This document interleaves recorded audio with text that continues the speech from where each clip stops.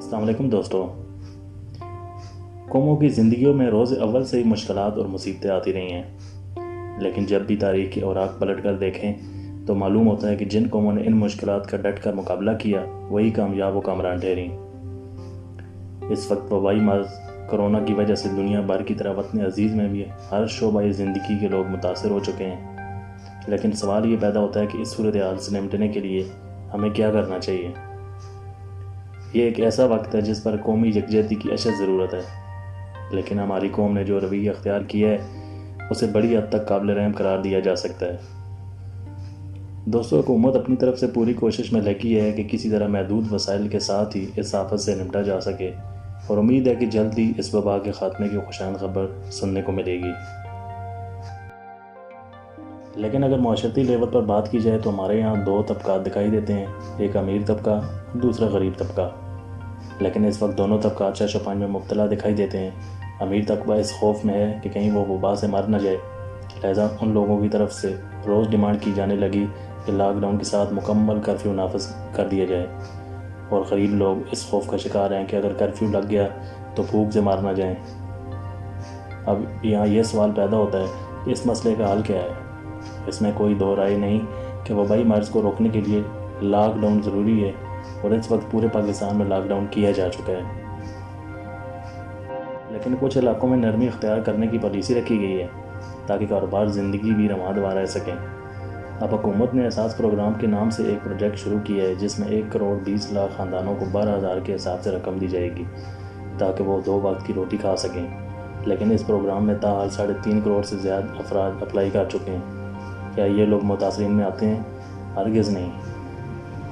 یاد رکھیں، اگر آپ کو یہ رقم مل بھی جائے لیکن آپ مستحق نہیں ہیں تو یہ آپ نے کسی مستحق کے حقوق پر ڈاکہ ڈالا ہے، اور آپ اس رقم سے گھر میں جو مرضی حلال چیز لے کر آئیں وہ حرام سے بھی بدتر ہے۔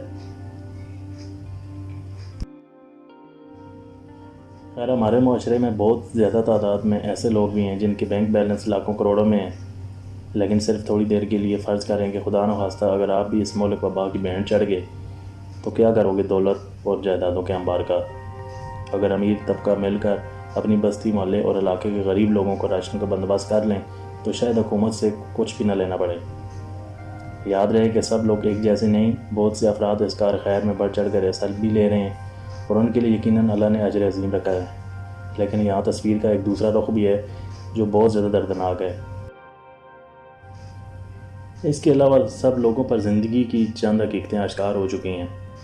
گھر میں رہ کر سادہ کپڑے پہن کر 2 وقت کی روٹی کھا کر بھی اچھی زندگی گزاری جا سکتی ہے، اور اگر ہم بڑے بڑے ہوٹلز پر جا کر دعوتیں نہ اڑائیں، برانڈڈ کپڑے اور چیزیں استعمال نہ کریں تو زندگی ہرگز نہیں رکتی۔ پھر بھلا دولت کے انباروں پر سانپ بن کر بیٹھنے کا کیا فائدہ؟ کیوں نہ مصیبت کی اس گھڑی میں ہم اپنے ہی مسلمان بھائیوں کی مدد کر کے دنیا و آخرت کی خوشنودیاں سمیٹ لیں۔